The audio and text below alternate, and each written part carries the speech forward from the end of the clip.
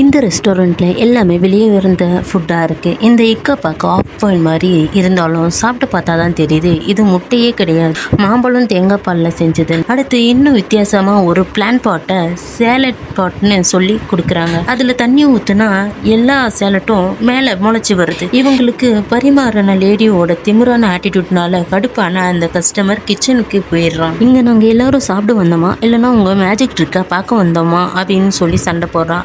அங்க இருந்த செஃப்பும் எதுவும் பேசாம சாந்தமா ஃப்ரிட்ஜில் இருந்து ஒரு மீட்டை எடுத்து அவங்ககிட்ட கொடுத்து முடிச்சா இதை நீ சமைச்சு காட்டுன்னு சொல்றான். அந்த கஸ்டமரும் ரோட்டு கடையில் ஒர்க் பண்ற ஒரு ஷெஃப் தான். அதனால அவனும் இந்த சேலஞ்சை அக்செப்ட் பண்ணி உடனே சில ஸ்ப்ரிங் ஆனியன் எடுத்து அதை துண்டு துண்டா கட் பண்ணி கொதிக்கிற எண்ணெயில போட்டு ஃப்ரை பண்றான்.